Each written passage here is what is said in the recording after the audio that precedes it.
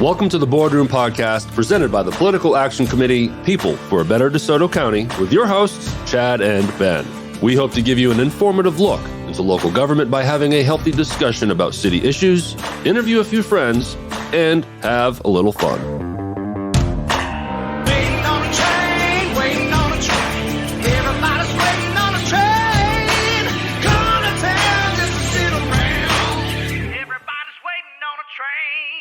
Welcome into the Boardroom Podcast. I'm Ward 6 Alderman Ben Piper. And I'm Ward 4 Alderman Chad Wicker. We're coming to you from the Shelby Road Production Studios here in the Caffey Place building in Hernando, just behind Windy City.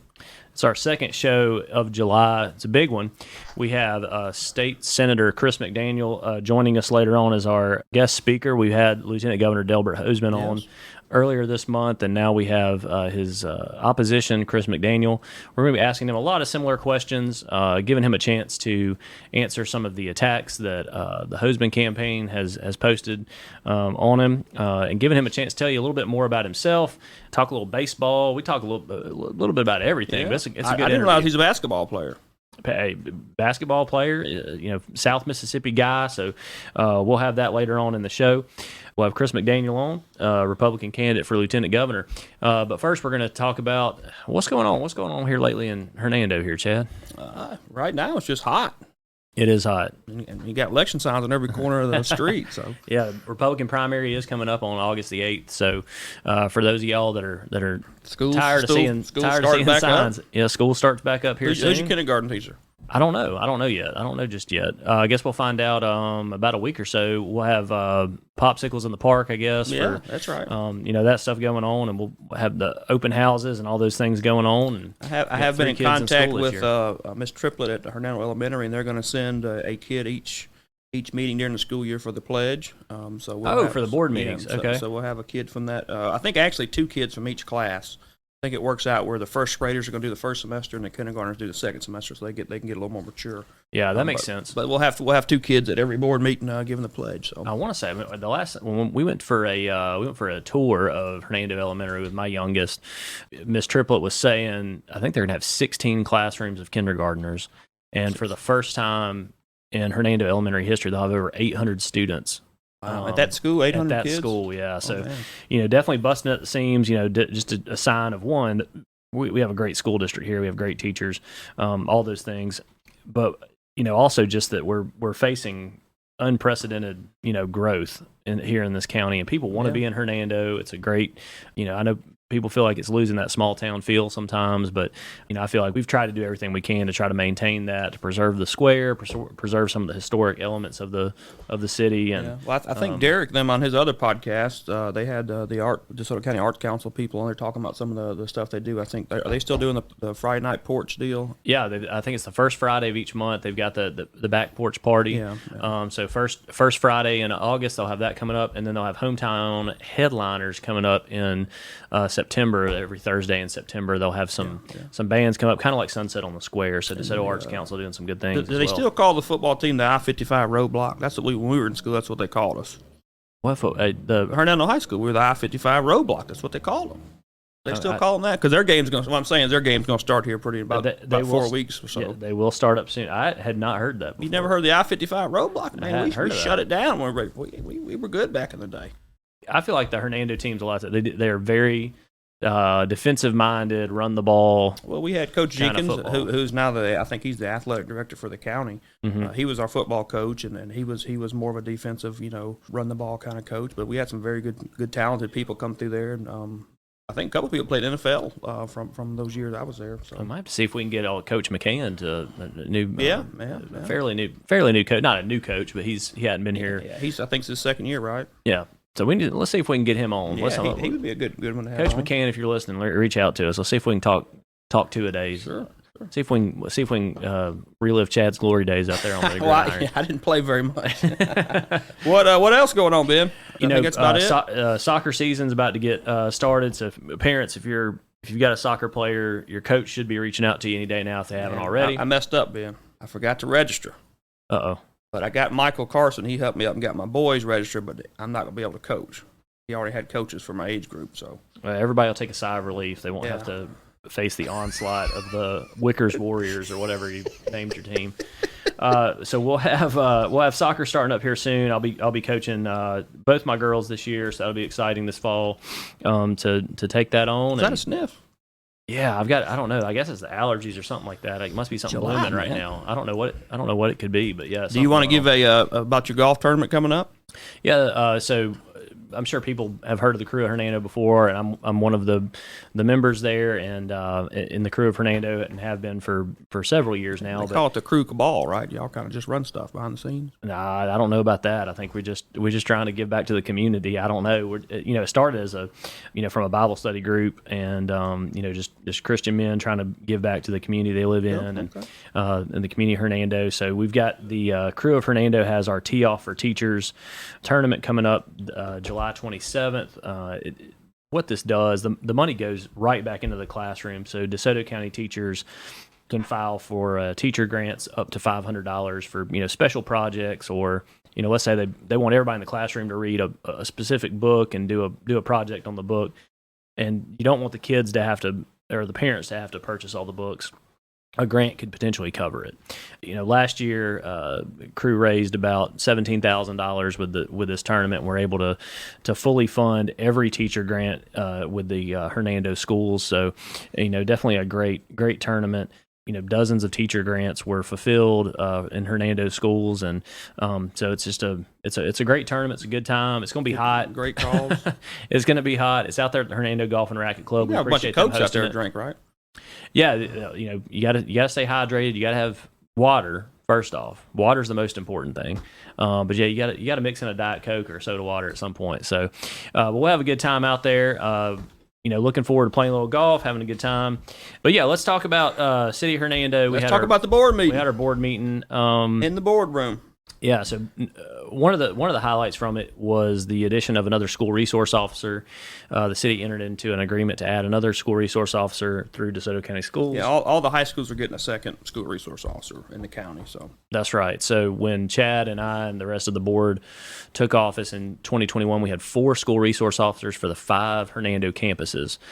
We now have 6 school resource officers for our 5 campuses. Without any kind of tax increase or anything like that, the school district has provides a portion of the salary, and the city has to provide the remainder of it. Most of that coming in the form of equipment, insurance, but the payroll for the most part is covered by DeSoto County Schools. So it's really an effort to make sure there's coverage for every school, additional coverage for what I would consider probably more activity that you would have at the higher grades. Additionally, it'll provide 6 officers already in place for when the new high school opens. You would have 1 officer for every campus in 2025, and hopefully we're able in 2025 to add 1 more school resource officer. And I think you don't look too far ahead. I think the mayor, Chief Ellis, one of them said that I think they're going to kind of have that kind of, he's going to float between the high school and the middle school. The campuses are right there together, so that makes sense. So that would be a great, and unfortunately, that's the world we live in, where we have to worry about school safety so much and school shootings and things. And I think we have a great police department. They handle that very well. They go through a lot of training. I know they constantly go through the school resource officer training, and I think they're prepared. If somebody or something like that does happen, I think we're in this county, we're very well prepared to handle it. And we have had those, there's been scares in DeSoto County like that. Fortunately, we have not, had to have a full-on, emergency related to that, and hopefully that day never comes. But certainly we want to be prepared when and if that does happen. But let's all pray that never. Well, I know school safety has been a hot topic in the sheriff race, so I think that both candidates have a great plan to address it going forward. So we got the school resource officer added. That's great news. We also discussed, there's a couple of subdivisions that are getting, basically final plat approval, and so when you see that. Chad's more of an expert when it comes to the planning and development kind of stuff. Expert, I don't know about that. Well, you served on the planning commission. I mean, you're more knowledgeable about those things. I'm not ashamed to say. So, final plat approval. Kind of tell people what that means. Man, he put me on the spot here. We're sitting. Just kidding. So, a final plat approval is essentially you're saying that what the developer built is the same as what he proposed he was going to build when we approved the initial plat, and so that's all it is. If he put, as long as it pretty much meets what he told you he was going to build, if it's going to be like I think the one we approved last night, on Tuesday night was for the Weatherby West Phase 1 subdivision. well, I think it's been renamed to Scott Meadows now. But anyway, I think they're building 11. They're building some houses over there, and just make sure that everything is the same. And the discussion we had is why they wanted to go ahead and get this approved is because there was a hill that they were, I think he called it a Category 4 hill or whatever, where the water would run down pretty heavy and maybe possibly flood some of the backyard. So what he asked us to do is to move some of those homes on the other side and give them a little more room to address the water situation. And it's really it's something that I think people have learned more and more about, especially in Hernando. We have no shortage of drainage issues, of stormwater issues. Drainage issues? Yeah, oh, absolutely. There's no doubt about it. I definitely hear it. I hear it every week, and it's because of Is Notting Hill paved some now? of these. Notting Hill's halfway paved. We're halfway done. So we've got a little bit more to go there. Another entrance, a few more roads. But to get back to drainage, when we talk about that, you have some neighborhoods here in Hernando that are 20 plus years old, and I don't know how much of a fine-tooth comb there was then of engineering, stormwater, drainage, and some of those things. We definitely have more resources now than we did back then. We have more positions looking at that. Sure. We have independent positions looking at it, not just necessarily a developer's engineer, but the city has their own engineers to look at it and to add context to it. Well, So I think what's important too is addressing those issues up front while the development is still being developed. Because I have, like in my area, I have Deer Creek, and I think at that period of time in the city of Hernando, it was growing so fast, so rapidly. They just didn't have the staff to go out and look at these and make sure they were built to the, what the plan said, and make sure the water flow was correct. And there's several issues that we've had to address in that subdivision with NCRS grants to control the ditch over there. Mm-hmm. My buddy Mitch Lemon, he worked really hard to get a ditch behind his house repaired and corrected. And then we also had one a little further up in Deer Creek. So, and we've had the same thing. We just approved one of those over. If you live on Heritage Cove or you live on Mason Drive in Ward 6, we've got one of those NRCS grant that's going to be executed over the next 6 months.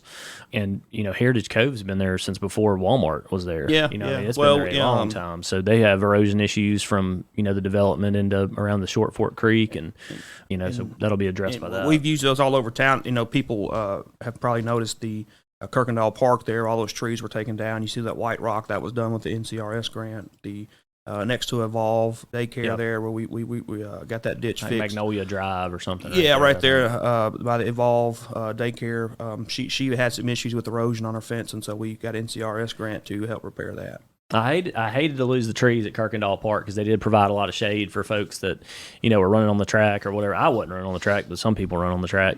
You walk on the track? I have walked on that track. I think for like a fun run or something like that with my kids. Kids are running, I was fast walking or something like that. Well, you used to go to the gym with me, but that's been... I know. Man. I'll text you the address because I think you must have forgot where it is.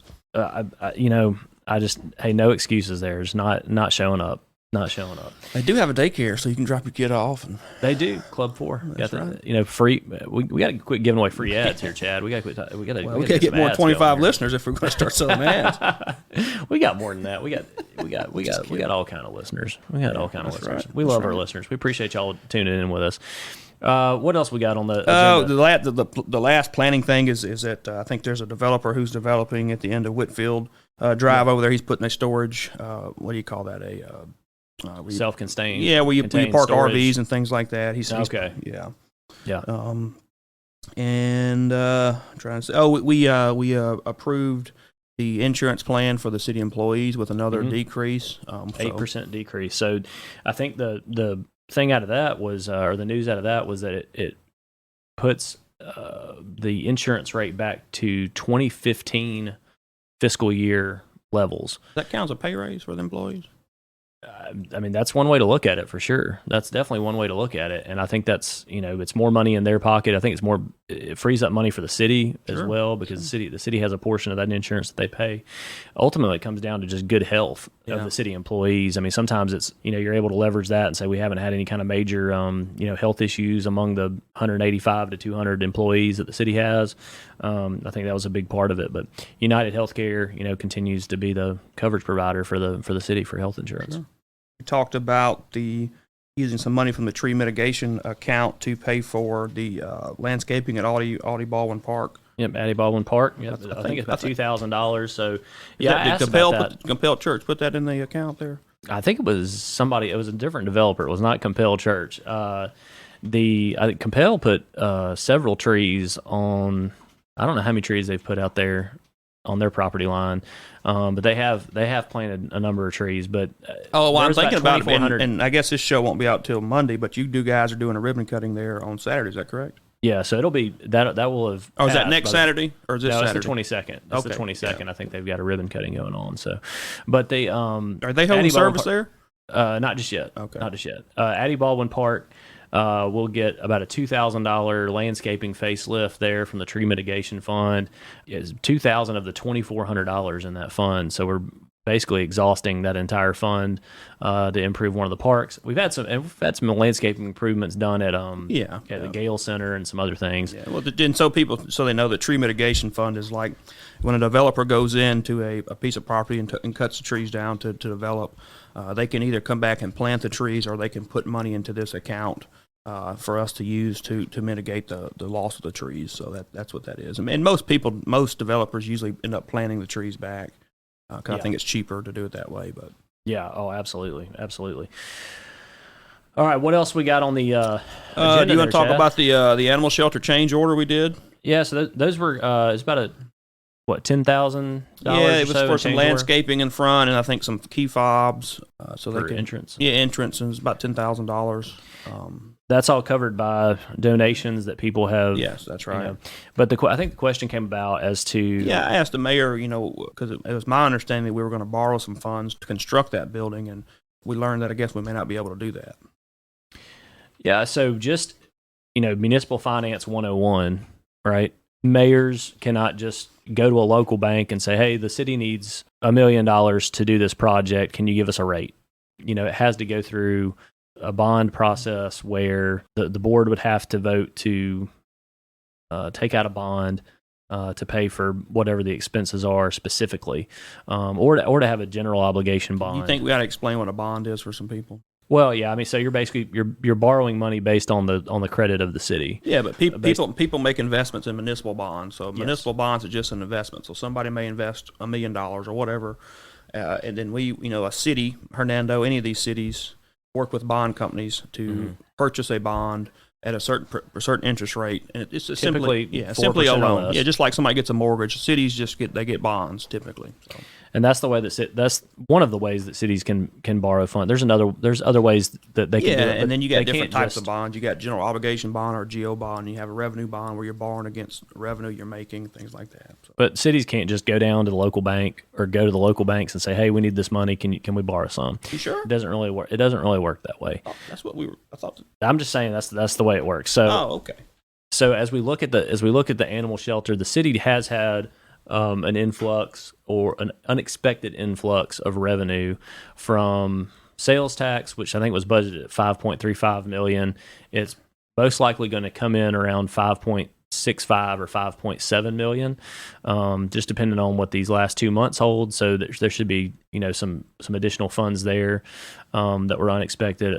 Additionally, they have some building permits that have come in, and some fire inspection fees have come in. Because of the construction of Hernando High School. Yeah. So Kane Schools gave us quite a bit of money there, and because it's a large footprint, it was something that wasn't necessarily expected to be realized in this budget year. So, some of that we will put back out to pay people to go out there and look at it, and I think we're paying a private person to go over those plans because they're so extensive, aren't right? I mean, Alsa's not looking at that by himself, I don't think. Right. So there are some unexpected revenues there that could cover part of that expense. There may still need to be money that's borrowed. The animal shelter falls under the police department budget. So if there's expenses that have been cut from the police budget potentially. I know that at one point there was a Sally Port that was thrown out there as a. I thought we built the Sally Port. We haven't built the Sally Port yet. We needed it 2 years ago. We had to have it. We still don't have one. Oh, so it's been put in the budget, but hadn't been realized either. But that would be another thing that would potentially be you wouldn't necessarily a savings, but it's something where departmentally there's funds available.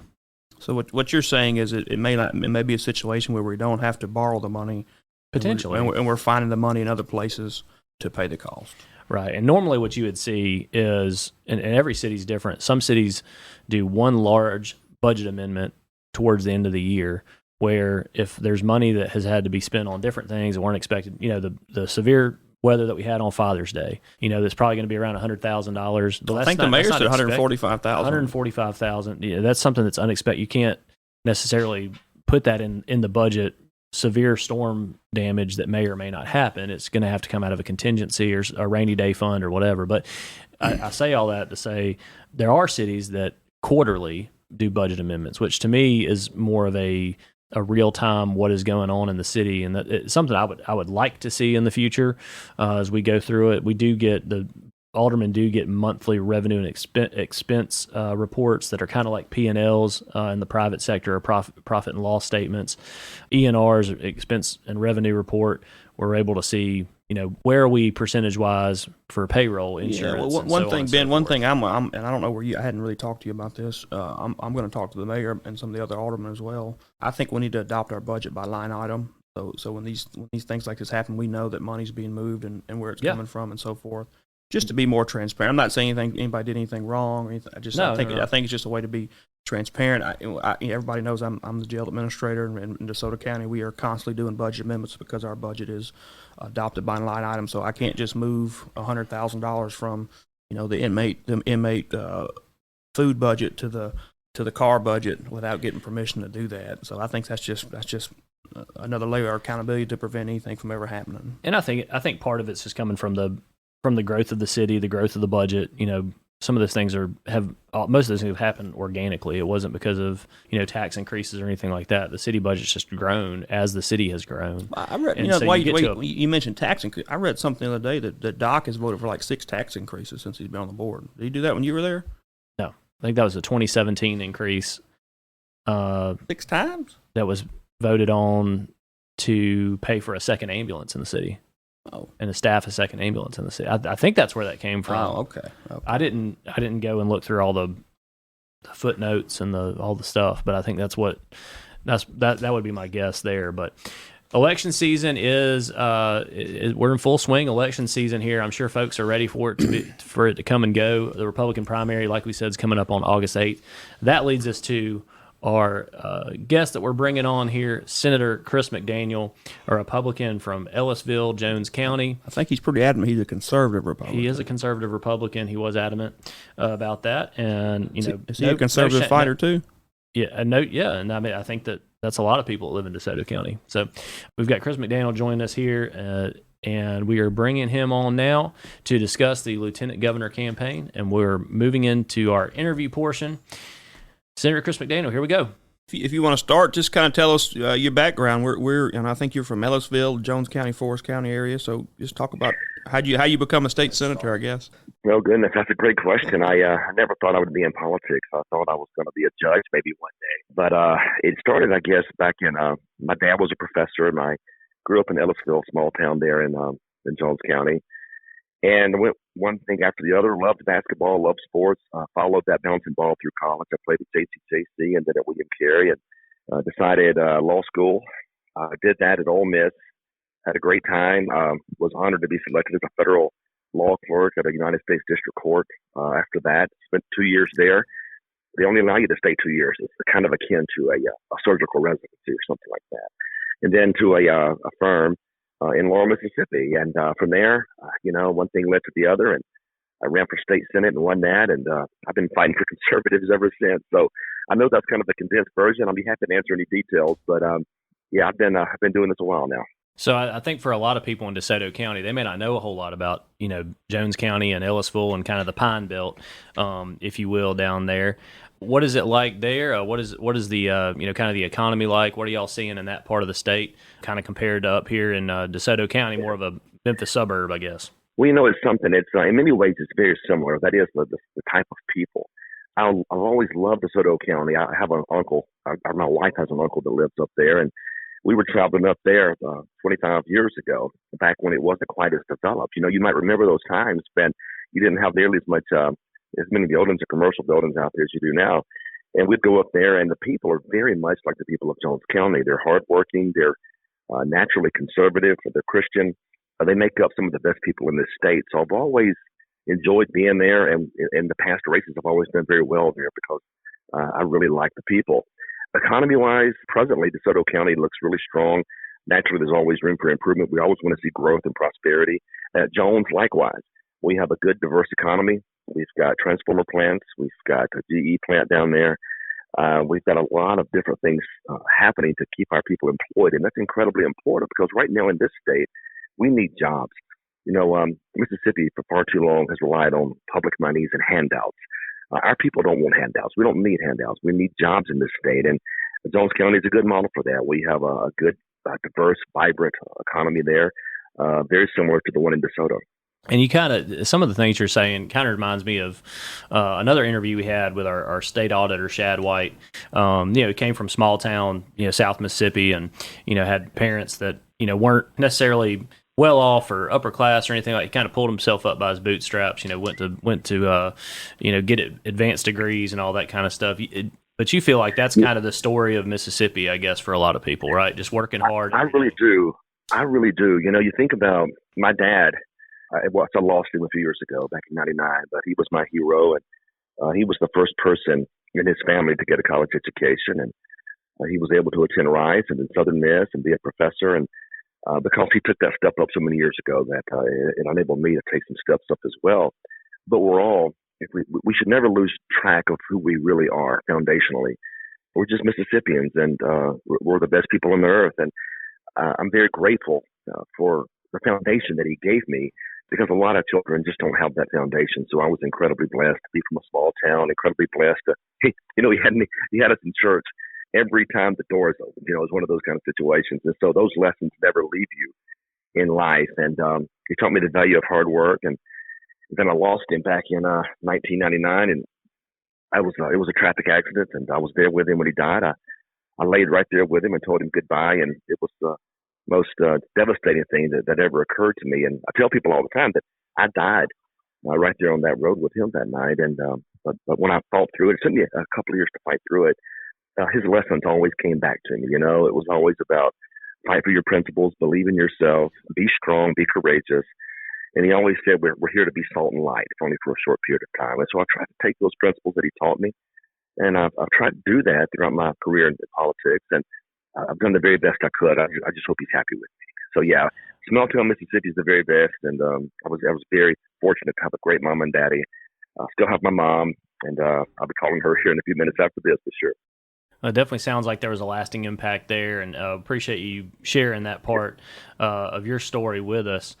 So, getting back to the campaign for lieutenant governor, what do you feel like makes you more qualified than our current lieutenant governor to be elected by the folks of Mississippi? It's a question of philosophy. You can't just put the R behind your name and pretend to be a Republican, but then not fight for Republican values. And that's the way he's been his whole life. You might remember Kirk Fordyce was the first governor we had in the state since Reconstruction. I was young then, but I fought for Kirk Fordyce. I voted for Kirk Fordyce. Delbert Hosemann endorsed Ray Mabus, for goodness sakes. Ray Mabus, a notorious liberal who ended up being a Barack Obama appointee to the Naval Secretary. So it's been on and on. When Delbert does finally get to the Senate here in the state, we have 16 Democrats there, only 16. He appointed 13 of the 16 to powerful chairmanships. He has followed us. We tried to eliminate the income tax, for goodness sakes. The governor wanted it. The House wanted it. Most of the Senate wanted it. Delbert Hosemann blocked us. He's blocked all of the reforms we tried to implement.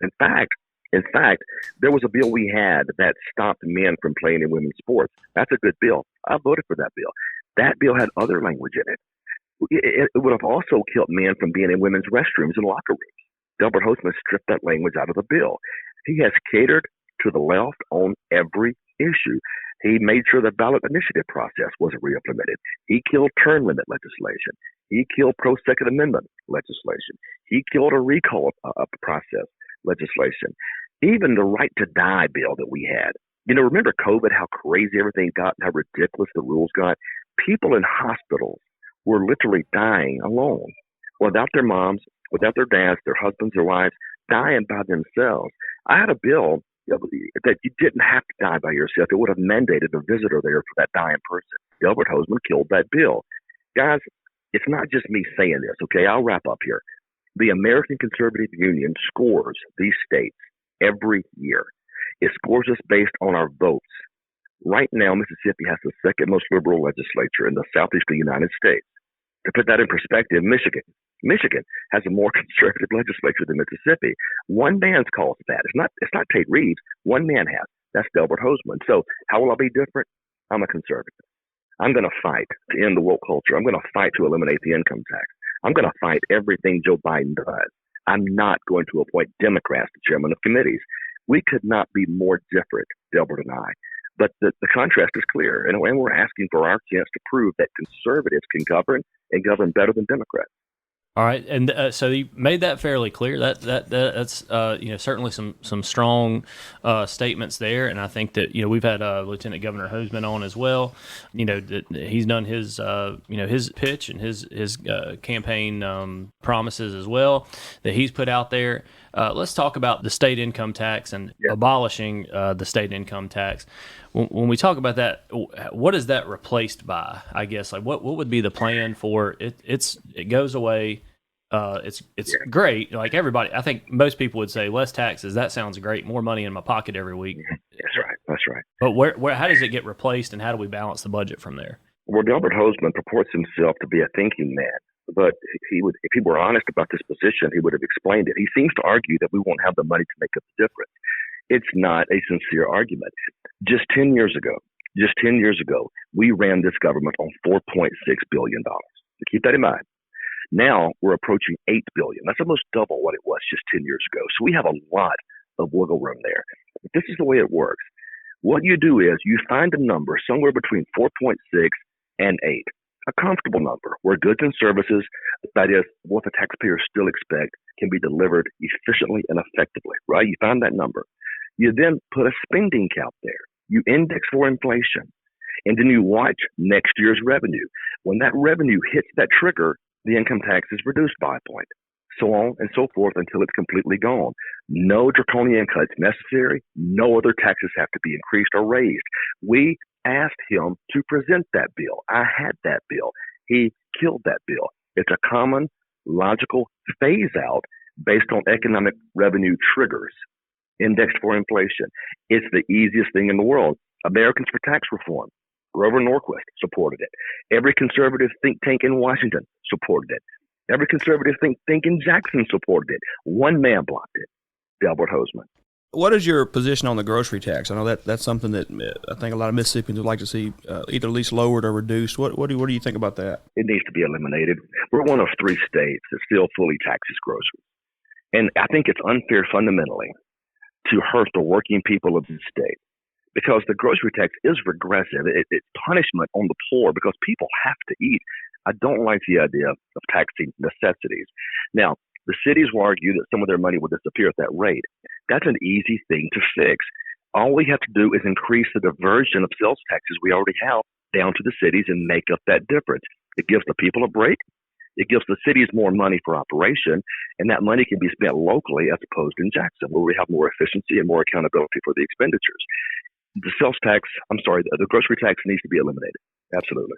So more local dollars where the people who are elected locally can make more decisions, because certainly on a local level, more than folks in Jackson, right? I think that's a pretty well-respected principle. Yes, sir. A cornerstone of conservatism, of republicanism, is local government knows best, right? And the reason they know best is, as a person who works in Jackson, I don't want Washington, D.C. in my business. If the municipalities of the state, I'm pretty sure, don't want Jackson in their day-to-day business. They're better able to handle the everyday government of those municipalities than we are. Our job is to make sure they have the resources they need and then back out of the way and let them run their cities. That's the most efficient form of government. If they mess it up, they'll be accountable by the taxpayers. But it's not our place to micromanage these cities. I have a real problem with that. Senator, at the MML, you spoke, I think, about maybe moving the local and private back to not requiring some kind of state legislation. Or is that still your position, I think? Isn't that what you mentioned? It is. And I'm going to tell you for that same principle, right? So every year, the cities come up and they have to beg somebody to do what they already should have the authority to do. I mean, I know city leaders don't like coming to Jackson and begging some local and private chairman to do something they should already be empowered to. Sure. Yeah. It's not good government. It's not fair government. Just give the cities that discretion. the taxpayers will hold everybody accountable. If the city fathers or leaders abuse it, naturally the taxpayers will speak out. But I don't think they will abuse it. I trust them more than I trust some Senate committee chair in public, local, and private. I prefer that money to be there. Yeah, so just last year we tried a local and private here, a referendum, and we did ours a little different. We required a 4-year referendum every 4 years. I think you support that in the legislature. We appreciate that. Yeah, well, absolutely. The thing is, a lot of times I will vote against local options only because I don't think it's our decision to make. Does that make sense? Yeah, absolutely. I mean, they shouldn't be coming begging us for that. They just give them the authority and let us handle other matters. And it always frustrated me that every year we take up time micromanaging city decisions. That's not the role of government. I think one of the biggest things here in DeSoto County, whether it's Hernando, DeSoto County, whatever it is the I-55 expansion and the Commerce Street exit and just some of the things that we deal with here. We've obviously had the commercial growth here. We've got more traffic up here, and I think it's a pain point. I know my wife has to drive into Germantown, Tennessee every day she's an audiologist up there, so she's got to go see patients every day. I'm an outside sales rep. I've got to go out and see customers, all over. So we spend a lot of time on those interstates, and the traffic congestion is it's pretty stressful for folks that have to go to work every day like that. Where do you stand on just kind of these larger infrastructure projects that are, kind of clamping down on economic development? Oh, it's a great question. Infrastructure is a natural and proper function of government. And so what we should do is prioritize our spending to make sure that infrastructure is rock solid, complete for economic development purposes. Good roads, good bridges, the ability of folks to travel to and fro without congestion, those are big components of an active economy. So absolutely, we should rededicate ourselves to making sure we have the best bridges, the best roads in the country. But we do that by prioritizing our expenditures. We can't be out there throwing money at every weird project when we should be focused on the projects that really matter the most. Jobs, infrastructure, those are the two biggies. And I think the other thing that's really paramount here in DeSoto County is education. Largest school district in the state, almost 40,000 students, which represents almost 10% of the students in the entire state. And we've got a lot of bedroom communities here in DeSoto County, a lot of parents who are concerned about kind of what's next for education here in Mississippi.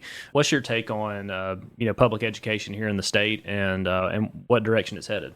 Yeah, my wife is a school teacher. Her mother-in-law was a school teacher for 32 years. My father was a professor, school teacher for 32 years. So public education is something I've been part of my entire life.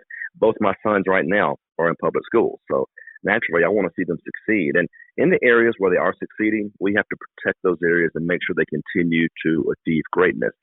In the areas where they're failing, we have to find new creative ways to get those kids out from those trapped districts. But now, I'm really proud of the DeSoto County schools. They're amazing. One of my schools in my district is Petal, and Petal has another outstanding school district, and Jones County does as well. Those schools follow successful models, and we need to make sure these other schools follow those models, and we need also to encourage parental involvement. One of the big concerns my wife has had over the years is she only gets those kids a few hours a day. If the parents aren't actively involved in that child's life, it becomes really, really difficult, right? So I wish parents had a better understanding of their role and importance in education. You can't just force them off to someone else to educate. Parents have to play a role. And if you combine the cultural aspects with the real aspects of life, I think we can find successful districts. I really do. Senator, I've been following your career back, I think when you announced for Senate, and I thought you have always done a great job on social media. So how do you think that is that helped you, or what are your thoughts on that? I mean, I know you do the Facebook Lives and different things, and I think that's really, really good. How have you thought that over the years has helped you, and a lot? I think you're the first one to really use social media to help your political career. Yes, sir. What it was is what I learned is the same thing Donald Trump learned when he was running. When you take strong positions against the establishment, they're going to attack, and they're going to ridicule, and they're going to make fun of you, and they're going to call you all the things in the world. And it so happens that they have some good friends in the mainstream press that help them. The mainstream press is controlled by moderates and liberals and Democrats. We know that. And so when they get a chance to attack conservatives, they spend a lot of time and effort smearing, half-truths, lies here, lies there. What social media does, it allows me to contact people directly and get around the lies and the half-truths. I have town halls. I answer questions. I open myself up to the people so they can ask me directly the tough questions. And even the people that don't like me, if they want to attack me, I open myself up for that as well. So yeah, to that extent, it's been a game changer. And Donald Trump figured that out as well, because if our only source of news is the mainstream media, you're getting a slanted view of reality every single day. And so social media gives us a chance to get around that. And I've enjoyed it very, very much. And I think that, certainly we want to try to balance things out as much as we can in terms of claims that are made during campaigns and all that sort of thing. We asked the current lieutenant governor, about being called Delbert the Democrat and that sort of thing. So we want to give you an opportunity as well to sort of respond to some of the claims that you haven't shown up for DeSoto County. I think that's the one. If you have any kind of social media in DeSoto County, you've probably seen that ad at some point. Chris McDaniel didn't show up for DeSoto County for the I-55. So where do you think that came from, and kind of what's your response to that kind of claim? Well, it goes back to half-truths and lies. I have fought for DeSoto County every day in that Senate because DeSoto County has always fought for me. I believe in the people of DeSoto County because they are conservative and they are Republican. So he tries to cite an example. I can only assume that was a day I may have been working somewhere. I may have been downstairs. I may have had to go to the restroom. Maybe I missed one vote. That's not a fair representation of what I've done for DeSoto County. I'll give you an example. If you serve in a body like you guys have served, there are days your children have stomach viruses. There have been days after all of the bill accidents. There have been days my head was splitting. In other words, you will occasionally have to miss a vote or two. That doesn't mean you're against DeSoto County, for goodness sakes. It just means something may have happened. Why not understand the full context of the attack ad? Because every attack ad he has I'll give you another example. He's claiming statewide that I wasn't there when we voted on the library porn bill for schools. Remember that? Yes. That's one of his big hits. He's saying I wasn't there. Just go check the record. I voted yes on it. I'm right there in black and white voting yes. So what you're going to find is Delbert can't defend his record. It's a record of liberalism. So he doesn't necessarily talk about my record. He talks about things like 10 years ago, a campaign I had, or he talks about a missed vote, or he talks about the fact that something else. There's never a direct attack on my conservatism because he knows I am conservative. So that's the distinction. So no, I'm going to stand for DeSoto County. I encourage people to do this. Just go do your own research. He's got $4 million. He's called me everything but a child of God over the last 2 weeks. Go do your own research, and you'll see the truth. Well, so let's put all the politics aside. We've talked about the race. We've talked about your positions on a lot of things. We appreciate your time. We know there's only so much of it every day, so we certainly appreciate you coming on with us. But so politics aside, when it's the weekend, whenever you get a few minutes to yourself and you're not campaigning, you're not, what do you like to do just to, kind of, let your hair down, so to speak, and enjoy yourself? Oh, my sons. I've got a 11-year-old and a 16-year-old, and they're growing up so fast, and I try to embrace every single second. And it breaks my heart. Even today, I'm down here campaigning, and my oldest is up in South Carolina playing baseball. His team made the World Series up there. My youngest, his team made the World Series over in Texas. And my heart is broken because I'm only a few days left of the campaign, and I couldn't get out there. So what do? I'm a dad. Just like my dad. And so I am absolutely in love with my boys, and I spend my time with them, whatever they want to do. It's funny. When you become a dad, all your hobbies kind of disappear. Their hobbies are now your hobbies. Now it's baseball. It'll be fishing. And it's like when I bring a plate of food in. If the food's for me, they eat it all, right? So all my food's their food now. So, yeah, man, I just spend time with them. I don't have them long, and I want to spend every second I can with them. Chris, let me ask you this. So my wife has a hard time with this, and when somebody negative campaigning against you, how does that affect your family? How do y'all deal with that? Because you're getting it 10 times worse than I ever would imagine. It's devastating. People don't realize, it's one thing if Delbert focuses on a vote I made or on a policy position I hold. I can explain that to my kids, right? I can say, son, this is why he's doing this. It's not okay. But when he calls me a liar, when he accuses me of all these terrible things, it's tragic. My kids have cried real tears. My wife has cried real tears. But, folks, I'm going to tell you guys something, though. The established order in this country doesn't care who they hurt. They'll do anything to hold on to power. They don't care what they have to say, what dirt they have to sling. They'll do anything. We saw that with Trump, and you're seeing it now. So yeah, it's tough. I mean, how do you tell your 11-year-old that daddy's not X, Y, and Z? And he's with tears in his eyes. So if you hear frustration in my voice, yeah, it's really, really hard.